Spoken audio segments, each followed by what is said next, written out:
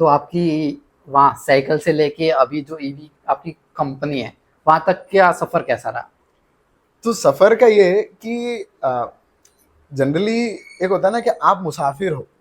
हम्म, तो मैं एक बहुत अच्छा लाइन लिखा है मैंने कि ए मुसाफिर सफर को जान मंजिल में क्या रखा है। वाह। सफर अंग्रेजी का भी एक शब्द है और हम्म। सफर हिंदी का हिंदी भी का भी। शब्द है।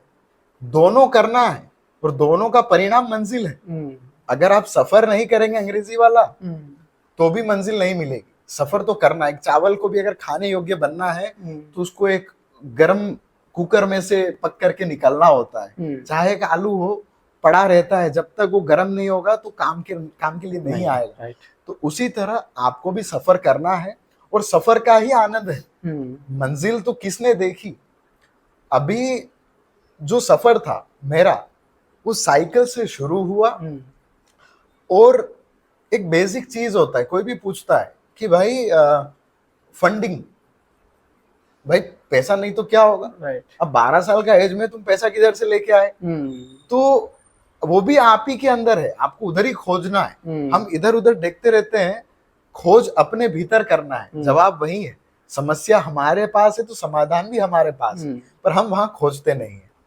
मेरा जब एज 12 साल का था, समस्या थी मेरे सामने कि आवागमन, ट्रैवल का उन्होंने साइकिल दिया था और हम्म। मैंने मांगा था कि एक स्कूटर दे दो, मैं चला तो लेता था, हम्म। पर अब ना लाइसेंस था और दूसरी सबसे बड़ी समस्या मेरी इनकम नहीं थी। हम्म। तो घर वालों ने बोला कि भाई तुम्हें स्कूटर तो दिला देंगे, पेट्रोल का खर्चा कौन, राइट।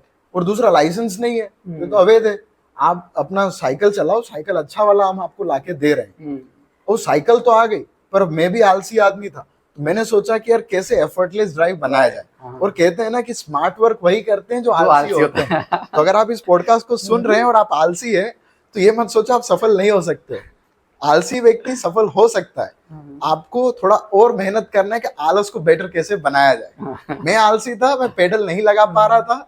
मैंने फोकस किया कि मैं अपनी आलस को कैसे बिजनेस में तब्दील करूं। उसी तरह मैंने सबसे पहले अपनी इलेक्ट्रिक बाइसिकल तैयार की। राइट। जब वो बाइसिकल तैयार की तो बहुत सारे चैलेंजेस आए। हम्म। कोई भी चीज ऐसा नहीं होता है कि आपने सोचा और वो हो गया। राइट। और एक चीज है कि आपका पैशन, आपका परसिवरेंस क्या है, आप कितना दृढ़ता के साथ, कितने जुनून के साथ आप अपने लक्ष्य की ओर जाते हैं और कितनी मेहनत करते हैं उसको पाने के लिए। क्योंकि सोचते तो हर कोई सोच लेता है, करने के लिए एक अलग जुनून चाहिए।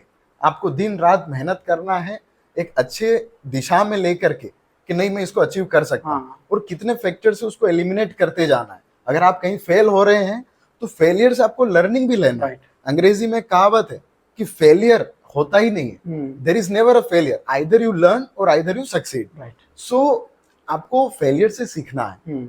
मेरा जो जर्नी था, मेरे पास अपना पॉकेट मनी था। उस पॉकेट मनी से मैंने अपना जर्नी शुरू किया।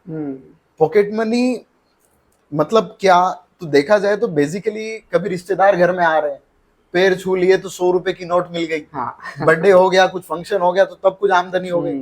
उसको हम गुल्लक में बचा के रखे थे।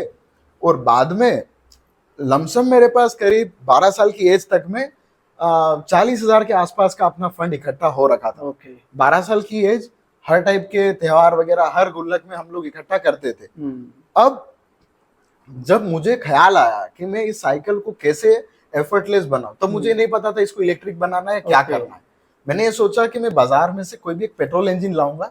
लूना नाम का एक स्कूटर बड़ा फेमस था कि पेडल भी लगता है और पेट्रोल से भी चलता है। तो मैंने सोचा उसका इंजन लगा देते हैं, काम हो जाएगा। लेकिन वैसा हो नहीं पाया क्योंकि वो लगाता मैं, वापस पेट्रोल का खर्चा लगता और मेरी आमदनी थी नहीं। मैं लगाता कैसे उसको? तो फिर हमने बहुत सोचा और बहुत सारी वेबसाइट, इंटरनेट का सदुपयोग किया कि कैसे हम लोग कुछ नया कर सकते हैं। बहुत सारे फेलियर्स हुए, लेकिन एक टाइम आया जब मेरा फंडिंग जो था वो खत्म होने को आया। मेरे पास जो पैसा था, क्योंकि कमाया तो था नहीं, तो जो आया उसको यूज करते थे कि देखा जाएगा क्या करना है। अब फेलियर होता गया, लास्ट में मेरे पास करीब 4,000 रुपए बचा था। और तब ये था कि अगर ये 4,000 भी खत्म हो जाता तो मैं अपने लक्ष्य की ओर नहीं जा पाता। और लक्ष्य एक था, जुनून था कि भाई मैं इसको कैसे भी करके एफर्टलेस राइड बनाऊंगा। उसके लिए विदेश से एक सर्किट मंगाना था। ओके। जो कि कोरिया देश से आना था। हाँ। लगभग उसके लिए मुझे 8,000 रुपए की जरूरत थी। हम्म, उस समय मैंने उस समय मैंने अपने पिताजी से कहा कि 8,000 चाहिए। कोई भी बेटा होता है तो अपने बाप से ही मांगेगा कि यार हाँ। पापा 8,000 चाहिए। पहला इन्वेस्टर तो वही होते हैं। पहला वही है, और बच्चे के लिए तो वो एटीएम है कि पापा को हाँ। बोला तो वो तो देने ही देने। राइट। अब जब पापा से मांगा तो पापा ने बहुत आसान और बहुत ही जेन्युइन क्वेश्चन किया कि बेटा आपको 8,000 क्यों चाहिए। अब हमारी बुद्धि बालक बुद्धि थी, सही नहीं थी, तो हमने ये बोल दिया कि पापा 8,000 ही तो है, इसमें क्या पूछना। तो पापा ने भी उसको बड़े अच्छे से जवाब दिया, बोला बेटा 8,000 ही तो है, कमा लो जाके, कौन सा बड़ा अमाउंट है, जब बड़ा चाहिए तो आना, बाप बैठा है इधर। अब हमें भी जुनून था कि ओके यार कर सकते हैं, हमें करने में क्या दिक्कत है। और तब तो 1,000 के नोट आते थे, तो सोचा 8 नोट तो इकट्ठा करना है, हो जाएगा, क्या बड़ी बात है। उस समय मैंने अलग अलग जगह पे अपनी कीमत का आंकलन किया। कहते हैं ना कि जब चीज हमारे हाथ में होती है और हमें ही उसका मूल्यांकन करना होता है तो हमारे लिए वो अलग ही वैल्यू होता है। राइट। सही मूल्य तभी आपको अपना समझ में आता है जब उसका मूल्यांकन लोग बाजार में करें। जो हीरा आपका अपना है, आपके लिए वो करोड़ का है, पर वो हीरा जब जोहरी के यहाँ जाता है तो उसका सही मूल्य आपको पता चलता है। हमें भी लग रहा होता है कि मैं तो अमूल्य हूँ, पर जब आप बाजार में जाएंगे तो आपको पता चलेगा आपका वैल्यू कितना है और क्या है। जब जोहरी उसको कसौटी पे घिसता है तो पता चलता है कि सोने का खरा कीमत क्या है, सोना खरा है कि नहीं है।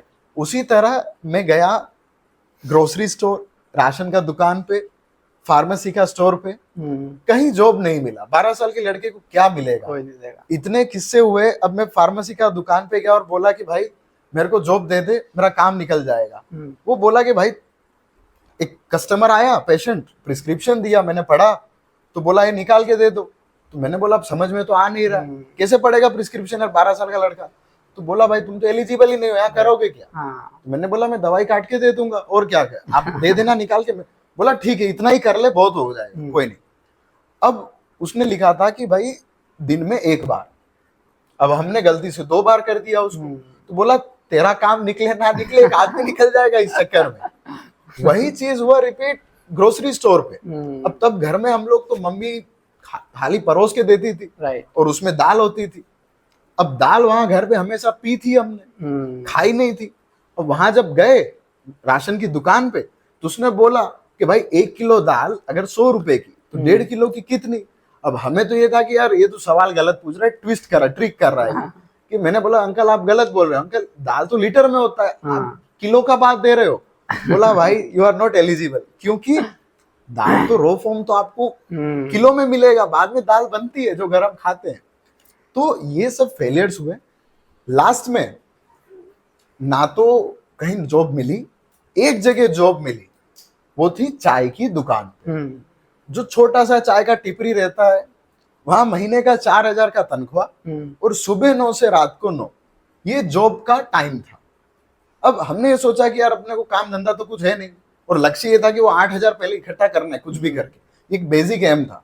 वो 8,000 के लिए मुझे 2 महीना जॉब करना पड़ता और अपना काम क्लियर। मैं खुश घर गया, घर जाके पापा को बोल दिया। शाम को जब खाना खाने बैठे थे तो मैंने बोला कि पापा मेरे को आपका 8,000 नहीं चाहिए, मैं अपना खुद व्यवस्था कर लिया। तो पापा ने बोला कहाँ जॉब लगा, मैंने बोला चाय का दुकान पे लगा। तो मुझे ये था कि मैं जब ये बताऊंगा उनको तो वो मुझे खटाक से 8,000 दे देंगे और बोलेंगे यार ये सब थोड़ी जॉब होता है, ऐसा अपने को नहीं करने का। अब वो ऐसा बोले ही नहीं, वो एक्सेप्ट कर लिए उसको, मुझे सीख दे रहे हैं कि बेटा अच्छे से काम करना, ऑनेस्टली आप अपना टाइम देना, 5 मिनट जल्दी जाओ, पूरी लगन से काम करो। मुझे हजम नहीं हुआ, मतलब इट वॉज नॉट डाइजेस्टिबल। यार ये एग्री कैसे कर दिया, लाला सेठ आदमी बेटे को चाय की दुकान के लिए एग्री कैसे कर दिया, क्या समाज कहेगी, क्या लोग कहेंगे, भारत है ये तो ऐसा कुछ नहीं था, वो तो एग्री कर दिए। हम भी बोले ठीक है, अब हाँ बोल दिया, काम करना ही है अपने को। लेकिन बाद में ट्विस्ट आया। ट्विस्ट ये था कि पिताजी ने पूछा कि भाई कहाँ पढ़ते हो, मैंने बोला पापा अहमदाबाद पढ़ते हैं। मेरा जो मूल वतन है वो संतरामपुर है, जो मेरा गांव है, छोटा सा गांव है, महिसागर पंचमहाल जो डिस्ट्रिक्ट पहले कहते थे, अहमदाबाद से करीब 2-3 घंटे की दूरी पर है, काफी सुंदर जगह है। तो वहां पर ये किस्सा हो रहा था। तो पिताजी ने पूछा कहाँ पढ़ते हो, मैंने कहा मैं अहमदाबाद में पढ़ता हूँ। कौन से स्कूल में पढ़ते हो? तो मैंने कहा पापा स्वामीनारायण गुरुकुल जो है SGVP इंटरनेशनल स्कूल है, वहां पढ़ता हूँ। आपको पता तो है कि हमने भाई इंटरव्यू दिया और वहां पास हुए। तो बोले हाँ ठीक है पता तो है। तो भाई तुम्हारा सालाना खर्चा क्या है पता है तुमको? मैंने बोला हाँ पापा मतलब क्या है? वो तो स्कूल का फीस है, 1-1.5 लाख रुपए जो आप भरते थे।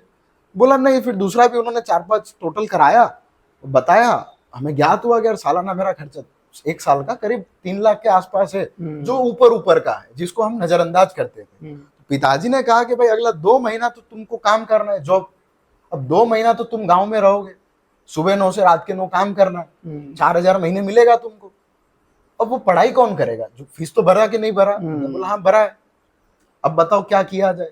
मैंने बोला पापा कुछ नहीं है, पास तो हो जाएंगे, बाकी अभी तो जॉब करना पड़ेगा, पैसा नहीं तो क्या करेंगे, आप दे नहीं रहे हो। तो बोला नहीं ठीक है, एक काम कर, जो भुगतान वहां मैंने किया है महीने का लगभग 25,000, 2 महीने का हुआ 50,000, ये कीमत मैंने चुका दी तेरे लिए। अब ये बताओ मुझे कब दे रहे हो वापस? आप टाइम दे देना, कभी भी मैं ले लूंगा, मैं ये नहीं बोल रहा हूँ कल चाहिए, महीने बाद देना, 2 महीने बाद देना, बाकी तुम महीने का जो भी कमाओ हमें कोई दिक्कत नहीं है, हमें तो ये बेसिक अमाउंट दे दो, खत्म। अब मैं टेंशन में कि साला यार तुम्हारा वैल्यू क्या है बाजार में? हम गए 4,000 रुपए महीने का, आपका फैमिली आप पे कितना स्पेंड कर रहा है? 25,000 रुपए। ये रेशियो इंडिया के नहीं, विश्व में, भारत में नहीं, विश्व में किसी भी बच्चे का देखोगे ये रेशियो यही मिलेगा। आपका जो कैपेसिटी ना वो 10% है, फैमिली 100%, 9 गुना 10 गुना खर्च कर रहा है आपके ऊपर, परोक्ष या अपरोक्ष रूप से। हम सोचते हैं कि अरे ये तो ठीक है, उनका फर्ज है, वो कर रहे हैं। ऐसा नहीं है। आपकी माँ आपके लिए खाना बनाती है, आपको कपड़े धुले हुए मिलते हैं, इस्त्री किया हुआ कपड़ा, सुबह जाते हो स्कूल में यूनिफॉर्म मिल जाता है। हम ये सब चीज नजरअंदाज कर लेते हैं। घर का लाइट बिल आपके पिताजी भरते हैं। बहुत स्ट्रगल है। हम सोचते हैं कुछ नहीं है। जब आप पेरेंट बनते हो, जब आप वो जिम्मेदारी अपने कंधे पे लेते हो, तो आपको ज्ञात होता है कि यार कितना ही बड़ा चीज था जो हमने बचपन में फैसिलिटी का आनंद लिया। अब जब हमें समझ में आ गया कि भाई महीने का 25,000 तो मैं दे ही नहीं सकता, 4,000 मेरे कमाई का कैपेसिटी है मैक्सिमम, तो मुझे अपनी कीमत का भी ज्ञात हो गया उस समय, और पेरेंट्स के कंट्रीब्यूशन भी पता चल गया कि मेरी लाइफ के लिए कितना वो हार्डवर्क कर रहे हैं। अभी मैं वापस आ गया अहमदाबाद, पढ़ाई कंटिन्यू शुरू किया, तो जो अंदर फायर था ना वो ठंडा हो गया। कि भाई अब तो पढ़ाई पे ध्यान दे भाई, ये सब धंधा वंधा कुछ होना नहीं। तब ये एंटरप्रेन्योर शब्द जो है ना, इतना कुछ मार्केट में आया नहीं था कि एंटरप्रेन्योर क्या होता है। ये सब 2016, 17, 18 में हमने थोड़ा पढ़ाई ज्यादा किया, न्यूज़पेपर में पढ़ते थे एंटरप्रेन्योर वगैरह। 2012, 13, 16, 14 वाले जो एज फैक्टर था उस समय का, तब ये इतना हाइप नहीं था। तो उस समय जब मैंने देखा, तो मैं अपना रूटीन स्टडी शुरू कर दिया स्कूल में जाके।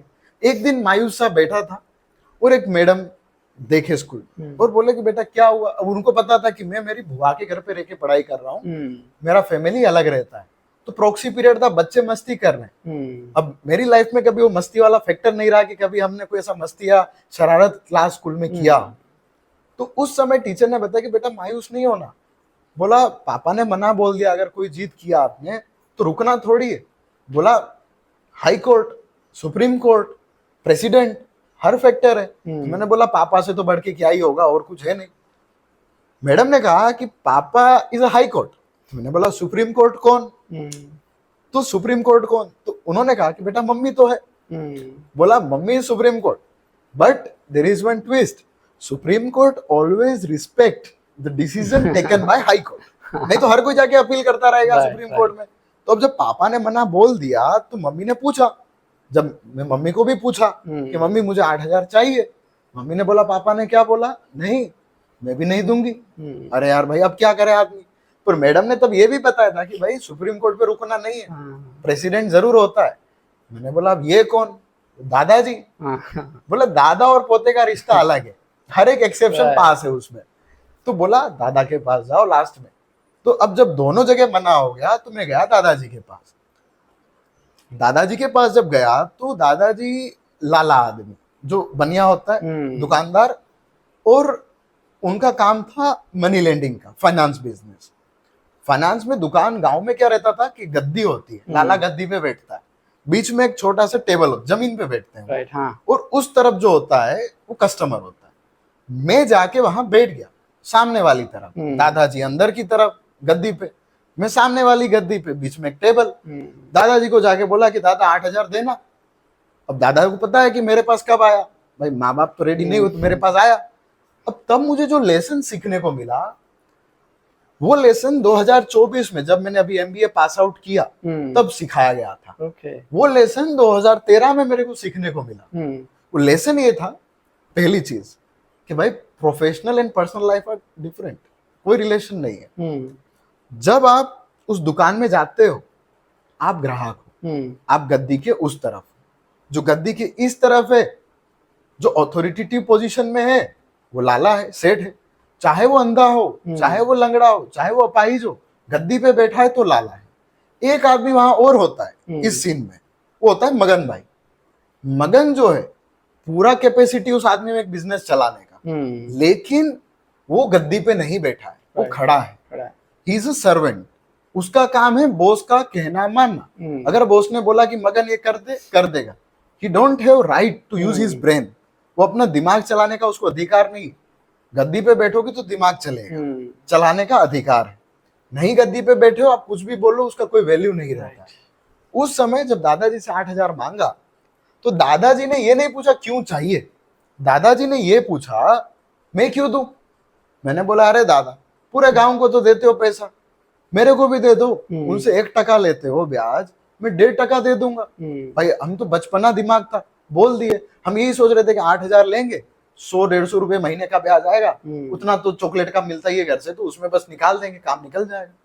दादा ने बोला कि ठीक है बेटा, कोई दिक्कत नहीं, कोलेट्रल दो और ले जाओ। अब कोलेट्रल क्या होता है, 12 साल की एज में समझ ही नहीं अपने को। उस समय एक और नया लर्निंग मिला मुझे। लर्निंग ये था कि अपना कुछ नहीं है। दादाजी ने मुझे ये कहा कि आप कोलेट्रल दो, कुछ भी ऐसा आइटम लेके आओ जिसकी कीमत अनुमानित 12-15 हजार हो, मैं 8,000 का आपको लोन दे दूंगा। और जो भी आए उसका प्रमाण चाहिए, तो बिल लेके आओ। अब या तो कोई गहना हो, ज्वेलरी हो, मेरे पास तो कुछ थी नहीं। मम्मी पहनाती थी, फिर उसको लॉकर में रख देते थे, जो तो दिवाली आ गई कभी। तो अब अपने पास क्या रहता है, टॉयज होता है, बुक्स होता है, बैग रहेगा पुराना। ये सब जो सामान था लेके दादाजी को दे दिया। और गांव में क्या होता है, बाहर दुकान अंदर घर, तो घर में गए, सब उठा के ले आया, दादा को दे दिए। बोला दादा ये सामान देख लो, ये बिल भी है, 15,000 का है, और फटाफट लोन दे दो, मेरा काम क्लियर। अब जितना आसान सोचा उतना आसान था नहीं। दादाजी ने सिंपल कहा कि बेटा ये जो बिल है, बिल के ऊपर क्या लिखा है, शैलेश भाई बिपिन चंद्र मेहता। तुम्हारा नाम क्या है, राज शैलेश भाई मेहता। आपको लोन कैसे मिलेगा, this asset belong to your father. ये जो असेट है जिसको आप गिरवी रखने आए हो, आपका थोड़ी, ये तो पापा का है, आप तो वो लेके आओ जो आपका हो। अब तब दिमाग में आया कि यार अपना क्या, तब दिमाग में आया यार अपना क्या है। फिर मैं बहुत सोचा कि कुछ तो होना चाहिए यार अपना, पर फिर पता चला कि यार अपना कुछ है ही नहीं।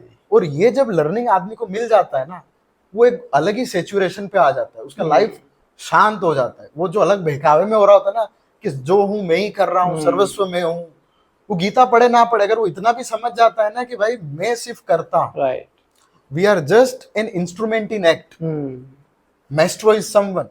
पियानो सोचता है कि यार ध्वनि तो मेरी मधुर है, बजाने वाला क्या है, उसका कुछ नहीं है। भाई बजाने वाला वो, तभी तो ध्वनि मधुर निकल रही है। बांस है, बांस वैसे ही पड़ा रहता है, कान्हा जब उसमें फूंक डालता है तो मधुर आवाज निकलती है। अब बांस को खुमान हो जाता है कि यार मैं मधुर हूँ, ये तो कोई भी आदमी होगा, उससे फर्क नहीं पड़ता है। हमारा भी वही सीन होता है, जब हम एक यंग या उस अवस्था में होते हैं, हमें सब लगता है कि सब मैंने ही किया, ये क्या है, ये तो बस पढ़ा, मैंने पढ़ा है, मार्क्स मैं लेके आया हूँ, जो मेरा है, इसके पीछे पूरा फैमिली है भाई, वो हम नेग्लेक्ट कर देते हैं। ये सीखना जरूरी है। मुझे उस समय पे ये सीख मिला। बाद में जैसे तैसे करके दादाजी को कन्विंस किया कि दादाजी यार 8,000 दे दो, काम निकल जाएगा मेरा। तो दादाजी ने कहा कि बेटा मैं तेरा हाथ में तो 8,000 नहीं दूंगा।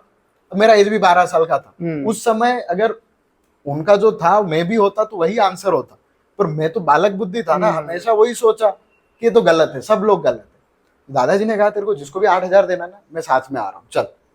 दादा को लेके गया बैंक में लेके गया, और मैंने बोला यहाँ पैसा देना। दादा ने बोला ठीक है, ये रहा 8,000, मैनेजर को दिया। मैनेजर ने बोला कि क्या करना है इसका, मैंने बोला कोरिया भेजना है। मैनेजर बोला कौन सा कोरिया, वो विदेश वाला। बोला वो तो मुझे भी पता है, तुम्हें विदेश पैसा भेजना। तो दादा ने बोला अब ये जो कर रहा है कर, तो खत्म बात, और क्या करना है। तो मैनेजर बोला सर ऐसे थोड़ी होता है, ये तो विदेश भेजना है, पेपर फॉर्मेलिटी वगैरह सब लगता है, फेमा फेरा सब पॉलिसीज है गवर्नमेंट का, you need to think about it. अब 12 साल के लड़के को क्या पता, दादा लाला आदमी, सेठ आदमी, यार पैसा दे देंगे, आगे पीछे कुछ समझ में नहीं आ रहा। फिर दादा ने बहुत एक अच्छा चीज बताया, बोला मैनेजर को, दादा ने बोला, मैंने सुना उस चीज को, मैंने विटनेस किया उसको, दादाजी ने उसको कहा कि एक पंडित, एक ज्योतिष केवल कुंडली देख करके बता देता है कि इसमें शनि है, इसमें मंगल है, और दुनिया में उस पंडित या ज्योतिष के अलावा कोई नहीं बता सकता कि वो शनि या वो मंगल दूर कैसे होगा, सिवाय उस पंडित या ज्योतिष के। भाई जिसने ढूंढा है वही निकालने का सॉल्यूशन देगा। उसी तरह से मैनेजर को दादा ने बोला कि भाई देख तूने प्रॉब्लम बताया, सॉल्यूशन तू ही दे, हम तो क्या, हम तो तुम्हारे पास आए, यू आर एक्सपर्ट। लोग डरते हैं, लोग आजकल कोई भी जिज्ञासा रखने से पहले, मतलब एक मन ही ऐसा जगह है ना जहां बिना प्रयास के आप फेल हो सकते हैं। अगर मैं कहूं कि आप 100 रोटी खा सकते हैं, आप 10 तो खा ही सकते हैं, 8 खा सकते हो, 3 खा सकते हो, पर हम तो ट्राई नहीं करते 3 के लिए भी। हम उसको मन में ही सोच लेते हैं अरे यार ये इम्पॉसिबल, ट्राई तो करते ही नहीं हम लोग। वही चीज तब मेरे साथ हुआ। मैं जब गया था बैंक में तो मुझे नहीं पता था, दादा ने भी कहा कि मुझे नहीं पता, पर वहां पे हर एक जगह काउंटर लेता है, असिस्टेंस, मैं ही हेल्प यू, एक बोर्ड लगा रहता है, सहायता बूथ बना रहता है। लाइफ में भी हर मोड़ पे आपके घर वाले वही सहायता बूथ है। आपको जहां डिफिकल्टी आता है आप उनको जाके सवाल करेंगे, वो आपको हेल्प करेंगे। दिक्कत वो है हम सवाल ही नहीं करते, हम सोचते हैं उनको कुछ पता ही नहीं है। भाई उन्होंने तुमको जन्म दिया, तुम उनके एक अंश मात्र हो, वो पूरा सर्वे सर्वा है, उन्होंने पूरा जिंदगी निकाला इस पृथ्वी पे, उन्होंने हमसे ज्यादा दिवाली बहुत कुछ देखा। अपन ऐसा बोलते ना, मारवाड़ी या गुजराती में बोलते हैं भाई बहु दिवाड़ी जो ही तारा करता होता है। तो ये सब चीजें हैं जहां आज का यूथ पीछे हट रहा है, और मैं नहीं हटा। मैं हमेशा अपनी फैमिली को, मेरे जो मेंटर है दादाजी है, उनको हमेशा ओपनली पूछ लेता, और हर एक मोड़ पे अलग राही अलग होगा। अगर महाराष्ट्र जाऊंगा और वहां टर्न ले रहा हूँ और वहां पे दिक्कत हुई तो मराठी मानुस ही मेरा मदद करेगा। पंजाब जा रहा हूँ, वहां मेरा पंजाबी भाई मदद करने वाला। तो वैसे ही अगर मैं बैंक में जा रहा हूँ और वहां समस्या है तो बैंकर ही मुझे हेल्प करेगा। उसी वे में मैंने पूछा, जहां जहां लाइफ में ऐसी समस्या आई, फाइनली वो फंड्स हमने विदेश पहुंचाए किसी और रास्ते से, और उसके बाद मेरा जो कोरिया से सामान आना था वो आया, और मेरा पहला बाइसिकल तैयार हुआ जो कि इलेक्ट्रिक हाइब्रिड बाइसिकल बना। ये करीब 3-4 महीने बाद जब पार्सल आया, पिताजी को पता चला, उन्होंने बहुत डांट लगाई, बोला यार तुम पढ़ाई में ध्यान दो, अभी 10वीं आने वाला है आगे, तुम इधर उधर टाइम पास कर रहे हो, सब दिमाग मत लगाओ, तुम अपना पढ़ाई पे फोकस करो, अपना दुकान धंधा है उसको ही देखना, इन सब से बाहर निकलो, तुम ये पैसा वेस्ट कर रहे हो। तो सुन लिया।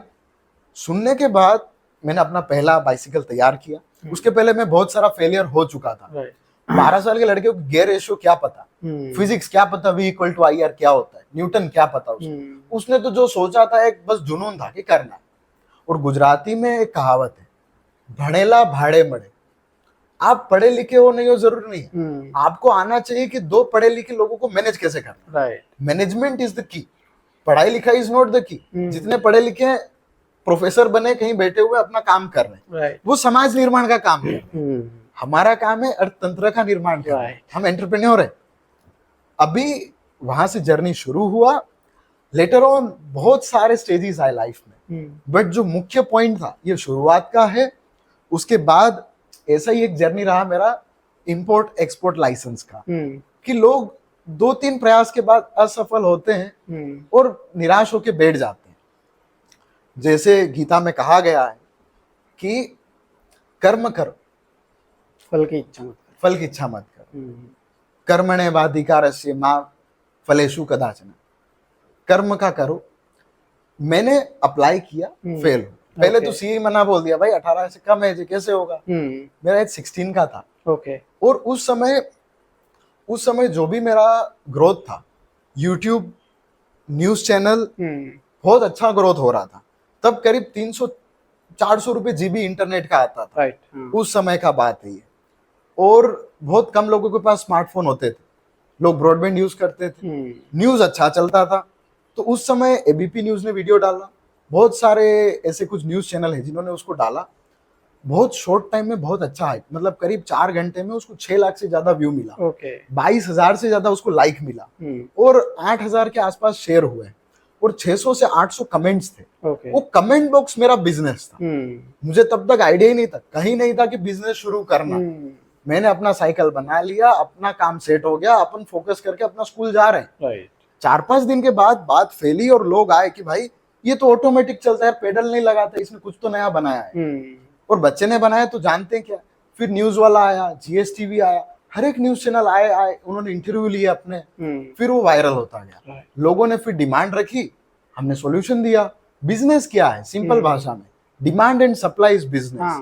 तो मैंने वही चीज, डिमांड अपने आप जनरेट हुआ, उनको हमने प्रोडक्ट इंट्रोड्यूस किया, सप्लाई प्रोवाइड किया, ऐसे ये बिजनेस शुरू हुआ। तब मैंने राज इलेक्ट्रोमोटिव्स नाम से कंपनी शुरू की अपनी। ओके, उसी एज में?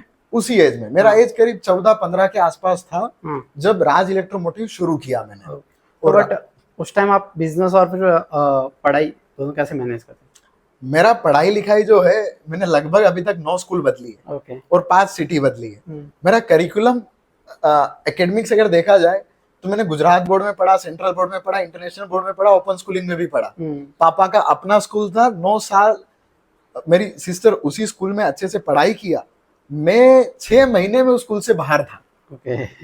क्यों? क्योंकि एक कंफर्ट जोन रहता है ना जो आपका, वो आपको खत्म कर देता। अब मैं अपनी स्कूल में होमवर्क करके जा रहा हूँ या नहीं करके जा रहा हूँ, मुझे डांट नहीं पड़ रही है। मैं वहां 7 8 40 बोल रहा हूँ, प्रिंसिपल मुझे करेक्ट कर रहा है, पर डांट नहीं लगा कि भाई यार ये तो गलत है। क्योंकि पापा का स्कूल है भाई, उसको तनख्वाह भी तो लेनी है 1 तारीख को। अब ये चीज करते करते मुझे लगा कि मेरे लिए सही नहीं, मेरा ग्रोथ नहीं है यहाँ पे। और आजकल एक चीज मैंने देखा है कि ये जो ग्रोथ वाला सीन है ना, जो यूथ है हमारे यहाँ, कुछ लोग जॉब करने के लिए आते हैं या कोई लोग है, उनका कंसिस्टेंसी नहीं रहता है।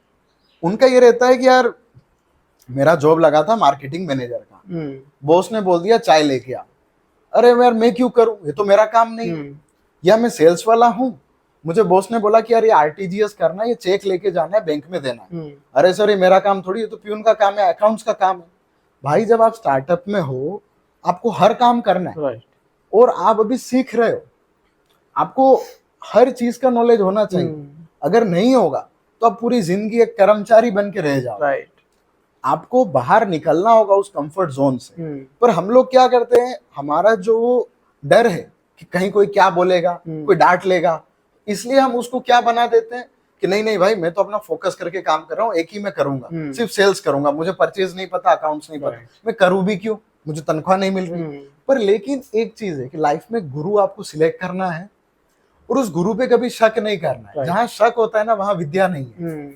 आप अगर गुरु बना रहे हो और गुरु ने जब बोल दिया आपको, तो निसंदेह उसको आज्ञा का पालन करना है, जो आज्ञा मिली। अगर मेरा बॉस मुझे बोल रहा है कि ये लिफाफा लेके बैंक में जाना है, तो उसको कहीं ना कहीं लग रहा होगा कि ये मेरा प्यून नहीं कर सकता है, और उसको कहीं ना कहीं ये भी लगा कि आप कर सकते हो, तभी उसने आपको वो कमांड दिया।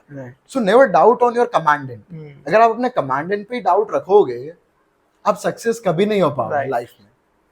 अभी उस समय भी मेरे पास यही था कि यार आपको बहुत सारा लोग इतना कुछ बोलते रहता है कि यार तुम्हारा फैमिली बिजनेस है, ये छोड़ के तुम कहाँ साइकिल का धंधा कर रहे हो। तब किसी को थोड़ी पता था कि ये बंदा world youngest founder of automobile company बनेगा, या कभी स्कूटर का फैक्ट्री खोलेगा। शुरुआत कैसे हुआ था? साइकिल से हुआ था। आप कितनी भी अच्छी अच्छी ब्रांड्स देखेंगे, उनको शुरुआत कोई और ही बिजनेस में हुआ था। मेन है कंसिस्टेंसी। और कंसिस्टेंसी अगर नहीं रहा तो आपका फेलियर निश्चित है। कुछ निश्चित हो या ना हो, फेलियर निश्चित है।